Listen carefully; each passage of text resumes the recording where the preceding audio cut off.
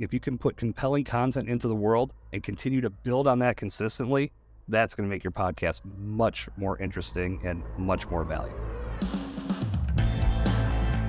Welcome to Be Bold Branding, where we discuss the power of differentiating yourself through your own unique story and standout personal brand. If you're considering a podcast guesting strategy, well, there are a few things you should know before you begin to present yourself to podcast hosts. Our guest today says that most guest pitches, presentations, and outreach strategies just plain suck, and that much more is required to be a great guest than just showing up for an interview and talking. Jason Cercone is a podcast guesting strategist, author, voiceover talent, and experienced podcaster himself. He helps value-driven coaches and consultants establish authority and become leaders in their niche via strategic, impactful podcast guest appearances. Welcome back to Be Bold Branding, Jason. Tanya, Michael, thank you so much for having me back. It's a pleasure to be in your presence once again. Back at you, my friend. Yep, Good to see you. Hey, let's start with this. You mentioned that most guests, the pitches, the presentations, and the outreach strategies suck. So let's get right into it. Tell us what sucks and what should be better. Well, I guess when you look at it, when you cast that wide net, yeah, a lot of it does suck. And the reason I say it that way is because it's not standing out. These presentations that we get as podcasters, and I'm sure you both can attest, they're blending together because they're not stressing why they feel their value is going to be a good fit for the podcast. They're not telling us anything about what they discovered in our show that makes them feel that way. Typically, most pitches or presentations are a laundry list of accomplishments. And I never denigrate anybody that's achieved these great things in their profession or in their professional life or their personal life. But I need to know what you're going to bring to the podcast and why it's going to be so impactful for my audience. And if that's not expressed in that initial outreach, I'm getting inundated with a lot of different pitches and presentations. Plus, I'm doing my own outreach. I only have so many guest spots that I can give to others per week, per month, per year. And if you are looking to be on my show, your pitch needs to stand out. You have to give me a reason to say, yes, this is going to be a great conversation, and it's truly going to bring impact to my audience. So if you're not taking those steps on the first correspondence, when you're making contact to show what you see in regards to value with that podcast, ultimately why you can bring value and continue to push that message forward, it's going to get lost. And you may cost yourself an opportunity. Even if you are a great guest who could be a great fit, sometimes your outreach may get overlooked. And when that happens, everybody loses. But if you're standing out and doing what you need to do on the front end, it can open up many more opportunities to put you in a position to make a great guest appearance and then ultimately build some successful steps from that appearance. Yeah, we absolutely agree, 100%. And, we even do it not only in our personal branding space and how it contributes to getting chose as a guest, a valuable guest for somebody's, but even in where we spend our time, period. There is such a movement in podcasting right now. And you nailed it when you said we only have so much time. We only have so many slots. And if we're serving our guests and our audience, we need that guest to be powerful and bring that message as quickly as possible and the right message. So that filtering process, we're even seeing it, Jason, in summits and big mastermind presentations. Tanya and I have talked about it several times because it sort of goes along with this, where the host will ask a question and let's say it's a personal branding question and an email marketer will answer it. That's not serving our clients. You know what I mean? Like if your tooth is hurting, you don't go to a brick mason and ask him, what should I do with my tooth, right? You ask a dentist. And if you need to build a house, you don't go to your dentist and ask him, what consistency mortar should I be using on my bricks, right? And so I think you're onto something right here. And I think the evolution of podcasting is growing and we get to be a voice in that. You're a big voice in that. I think it's a great mantle to run with, because if you can dial them into getting that message across to that host, first pass, second pass, and then getting it to their audience, then you've created great value. Yeah.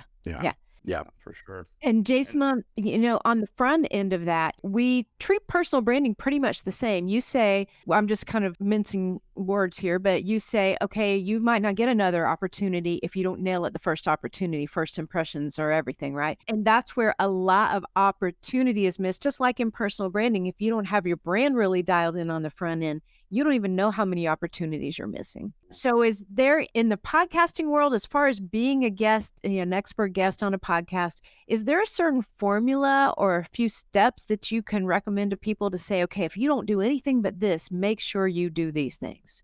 Absolutely. The first thing you need to do is some actual research and eliminate the spray and pray approach from your repertoire right now, because it's just not going to get you any positive results. You may land a couple of guest appearances if you fire a presentation at 100 episodes or 100 podcasts in a 10-mile radius. A couple might come back and say, yeah, sure, love to have you.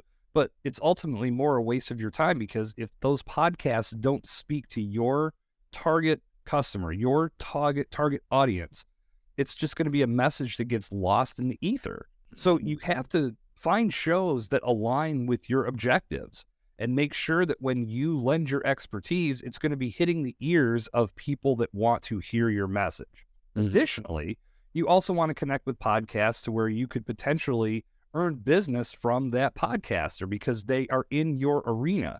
And even if it's not them specifically, maybe they have a few people that they're connected to that absolutely need what you have to sell.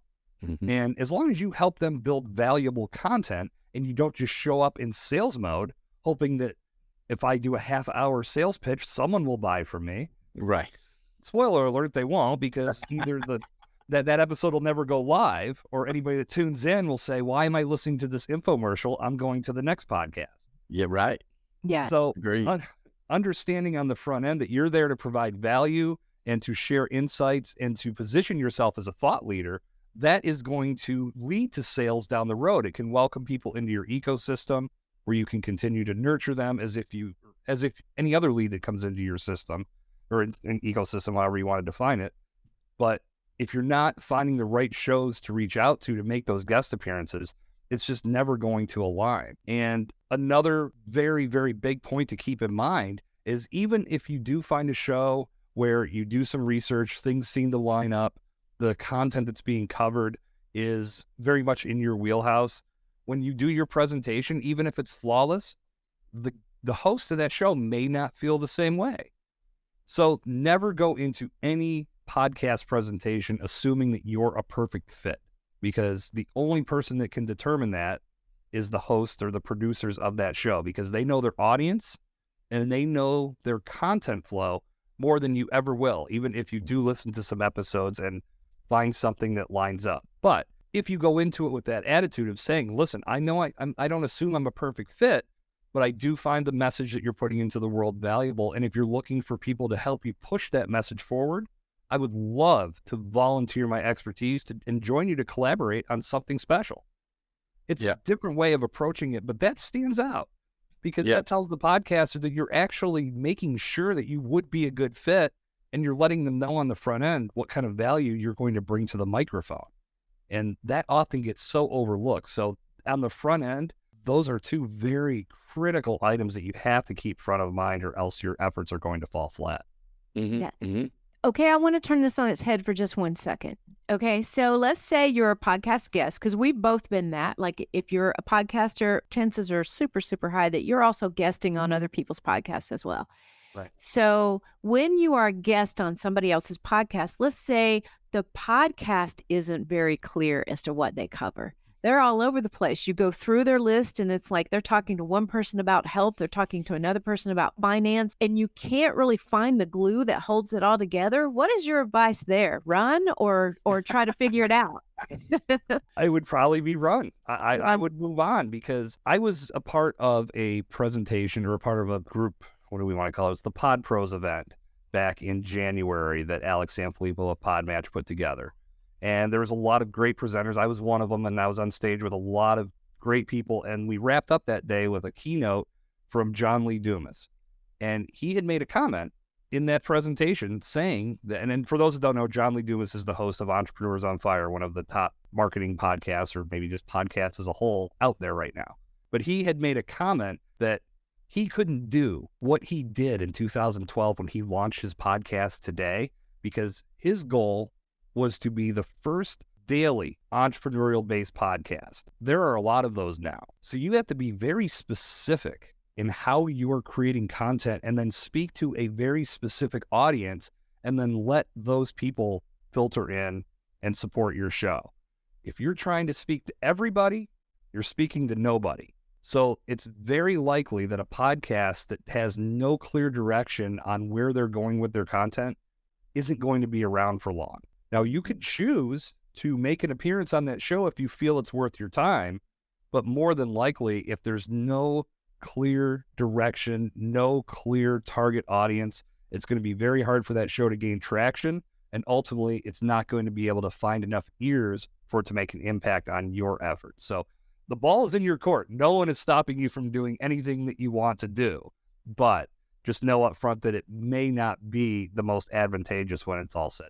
Yeah, great advice. What is, in your opinion, the most powerful benefit of podcasting that many, many people overlook and ignore? For me, and I think this is something that everyone needs to keep front of mind with this, whether you're a host or a guest, it's the networking element. In the moment, as you sit and record content, it's just a great conversation amongst friends. If you're meeting for the first time, more than likely, if you've done your research and you found the right shows, and if you're a host looking for guests, you found the right guest, you're going to have a lot in common. So there's going to be a lot of like-minded conversation taking place.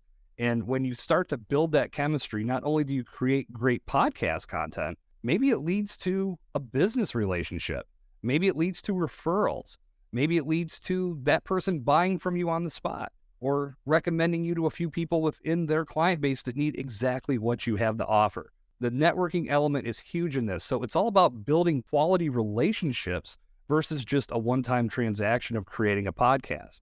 And if you think about it, the three of us, we all collaborated on podcasts back at the end of 2022. I know my timeline's probably a little rough, but we've already done this once. Mm-hmm. Here we are again. We've stayed in touch, and we're continuing to add value to each other's podcasts by reconnecting and having another valuable conversation. So for us, as we sit and record this, we get to continue to build on our relationship. And as the audience hears it now, they can benefit from the value that we're bringing to the microphone. There's so much packed into this podcast experience, and many people leave a lot of meat on the bone because they'll just show up, they'll talk for a while. The second the recording's done, it's like, oh, this has been great, I'll see you later. And you never hear from that person again. They're really not tapping into all the powerful relationship building aspects of being a good podcast guest or a podcast host. So without question, if you're not using this platform for networking and to make new relationships or start new relationships, you're really dropping the ball. Mm-hmm. That's a good takeaway. A very good takeaway, because it is, like you said, you use the word experience. It is a full experience. We've met people from all over the world. I know you have too. It's my favorite part of the job. It is. Like, I just like knowing that, I could be on the phone with somebody in South Africa, and I could be on the phone with somebody here in the United States, and all in the same day. It's really bringing the whole world into your living room. It's pretty awesome. Yeah. I love it. Yeah, in 1 week, I think we've crossed continents 3 times with the people that we've been able to meet, and it's just been so fantastic. And not everybody's going to be the greatest network connection for you. If there's not an alignment there, that's totally cool. As we say, if there's an alignment here, hey, let's make it. If there's not, we can still be friends, right? But there are some wonderful opportunities to connect with people on that level of, okay, well, I serve this same audience, and in fact, that's one of the things we look for when we bring in guests, or when we're obviously a guest on somebody else's. We look for an aligned ideal audience, and where it's at least 65-70% the same audience that we would like to be in front of, because after all, time is money and it is a business, right? You want to put your best foot forward where it makes sense for the listeners. Mm-hmm. So you have an idea for the fastest way to improve any podcast, and I have waited to ask this question. Yeah, it is all about the content, right? Like, it's mind-boggling that we haven't made this connection, because I look at podcasting like I do all forms of entertainment. If the content is engaging and compelling, You get invested. You start tuning in next week. You start telling your friends, you need to watch this too. If you go and watch a great movie, you're telling everybody, this movie was awesome. Go check it out. Or it sucked. You might say that it sucked, but you're certainly not recommending it to anybody, right? So to make your podcast better, it's all about creating great content. When I look at my podcast, I'm as we sit and talk, I've just recently done some shifting where I cut things down to half an hour. I'm really trying to pack as much engaging conversation into that half hour as I possibly can, and completely devoting it to personal branding. Before it was brand building on more of a larger scale, but I sort of learned from my own mistake here. Like maybe this needs to be a little bit tighter, and personal branding seemed to be the conversations that were really standing out. So as I'm making my podcast content or my episode content and format, I know that I've got a very limited window to connect with whoever I'm connecting with. I want as much valuable personal brand insight and knowledge that they can possibly give me. And the only way I'm going to make that happen is if I ask them compelling questions. If I ask them surface level questions, they're going to give me surface level answers, and it's really not going to lead to anything engaging. In my mind, I'm thinking, I want this person to have the very best conversation with me that they have all week, maybe even all year. And it's a very lofty goal, but that's where my mind is, because I want to maximize my time with that person so they give me the most valuable content possible. So when I create questions, I'm thinking a couple layers deeper. If I have an author, I don't want to just ask them what it was like to write a book, because it's very surface level, and that's something they've probably answered hundreds of times in a number of different formats. Instead, I want to ask them questions like, listen, I've talked to a lot of authors, and they've told me the creative process can be incredibly frustrating at times. Was there ever a point when you were writing your book that you just hated every damn word on the page and you wanted to hit delete and start over? It allows us to dig in a little more. They can maybe chuckle at the question, maybe tell a story that they've never got to tell before. It's all about going a few layers deeper so you can get more engaging content. So when the audience tunes in, they go, whoa, this is good. This is different. This is something I can really sink my teeth into. What else have they got in this catalog? They start going back through the old episodes, catching up on things they've missed. They're hitting that subscribe button so they know when you drop your next episode. And then most importantly, they're turning around to friends, colleagues, their social media circle, and they're sharing that content and they're recommending it and saying, you need to listen to this podcast. I'm learning so much. That's the goal you want to get to. So the only way to truly make that improvement is if you're very intentional about the engagement of the questions you're asking. And as a guest coming onto a show, be rooted in value. Be prepared to bring value to that show and not a sales pitch, because you're not going to get anywhere if you just show up and start shilling your products and services, because no one's going to want to hear. And as I said before, podcaster may not even air that because it doesn't give their audience what they're tuning in for or what they want them to get when they tune in. So that's it. If you can put compelling content into the world and continue to build on that consistently, that's going to make your podcast much more interesting and much more valuable. Yeah, another good one. Well, tell us, why are download numbers a skewed vanity metric? Man, do we got enough time left? I could go off. I know. We pulled out the good questions because this is like, there are a lot of misconceptions and myths, right, about podcasting. And I think people deserve to know the truth. Let's talk about those download numbers. I'd love to. Download numbers, they're a joke. And it's not so much that they can't help you. It's that people are looking at them in all the wrong ways. So I call them a flawed vanity metric, because if you're looking at nothing but likes and hearts and retweets with your social media campaigns, it's really just surface level value. Right. Download numbers are the same thing. If you think that your podcast is not successful or on a path to being successful because you only have a handful of downloads, you're looking at it all wrong. Mm-hmm. And I think one of the traps many new podcasters fall into is they start a new show because everyone said podcasting is where you've got to be. Start a podcast. It could do so much for you and your brand. But then after episode 2, if they haven't gotten a $110 million deal from Spotify like Joe Rogan, they think, this isn't working. This is no good, because they look at that download metric. And the reality is, in the very beginning, there's not a lot happening. So there's really no need to even look at those metrics in the beginning, because you need to focus on the value that you're building so your audience can come back and be a part of that value each and every time you release a new episode. And I was the same way as any other brand new podcaster. I wasn't very good when I started. I sucked. We know the feeling. We sucked bad. Yeah, and that's the thing, we all did. Everybody sucked when they first started. It's the same as anything else that you do. You're not going to be Rhodes Scholar level anything when you pick up a golf club for the first time. You're not driving at 330 down the center of the fairway. You've got to develop a swing and be consistent and practice. So the more podcast episodes you do, the better you're going to get at your craft. But what happens is too many podcasters look at that download metric, and because they think their audience is too small or the juice isn't worth the squeeze, so to say, because they're doing all this work to build a podcast, but there's not enough people listening to it. 7 to 10 episodes in, which is the very scary statistic that's out there, it's somewhere in that range, they throw in the towel and say podcasting doesn't work.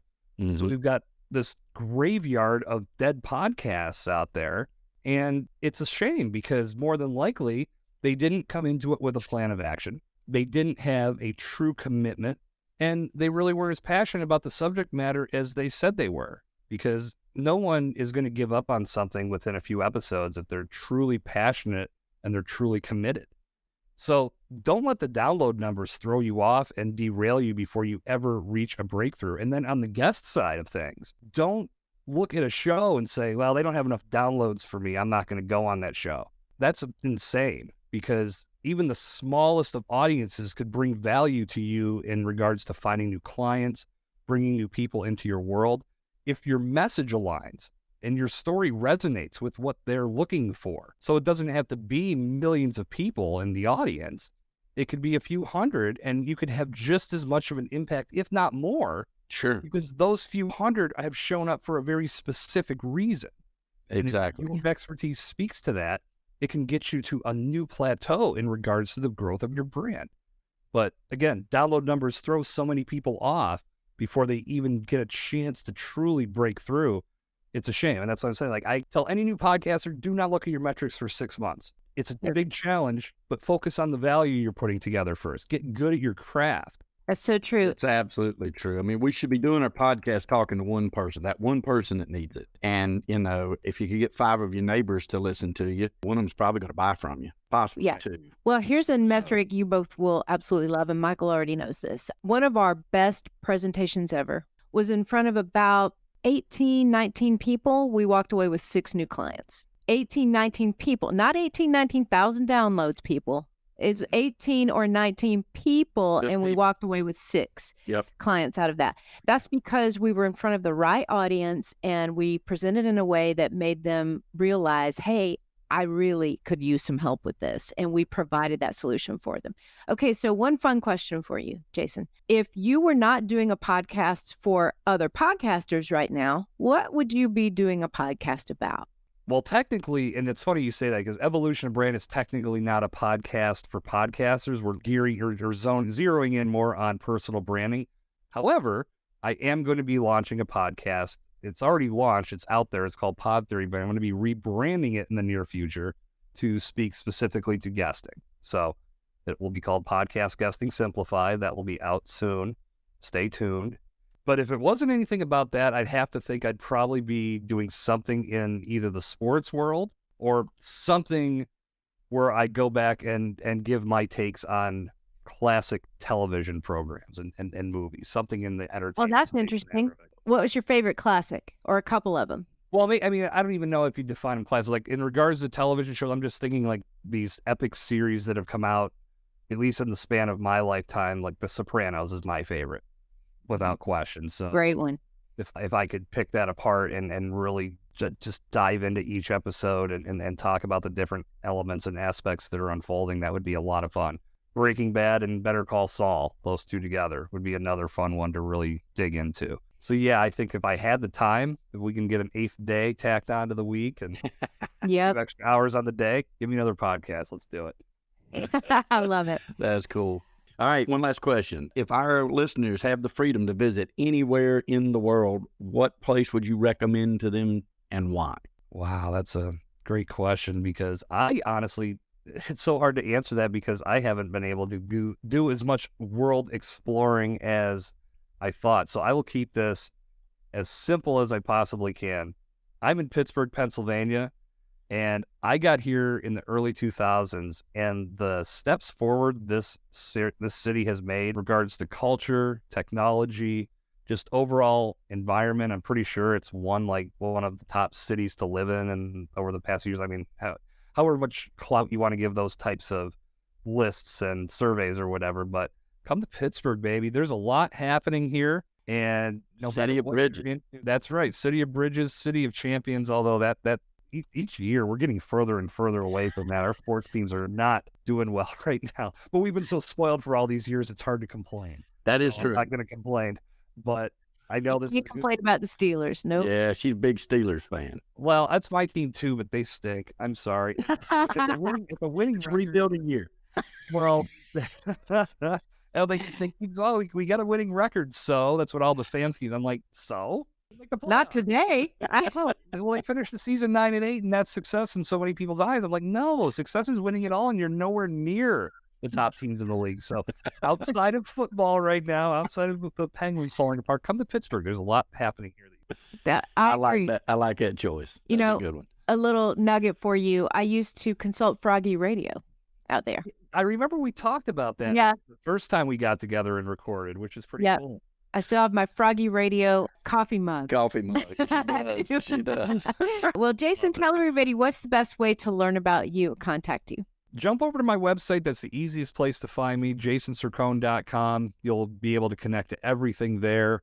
I've got some resources available in regards to podcast hosting and guesting. If you're really looking to dive into this podcasting world and do things right, jump over there and hit the work with me page. I've got several options for hosts and guests. Actually, not several, just a couple, but they're very specific, and they're coaching programs that are designed to address the issue and fix it. You're not going to be under my thumb and under my guise forever. Let's work together to get you some systems and implement some strategies that are really going to make a difference in how you make impactful guest appearances and also create compelling content if you're hosting a show. jasoncercone.com is where it's happening. All right. Thank you, Jason, for coming on our show again. We appreciate you. We consider you a friend and happy to have you here. Glad to be back with you guys. It's been a pleasure once again. Brought to you by BrandFace, the only comprehensive personal brand building system across the globe.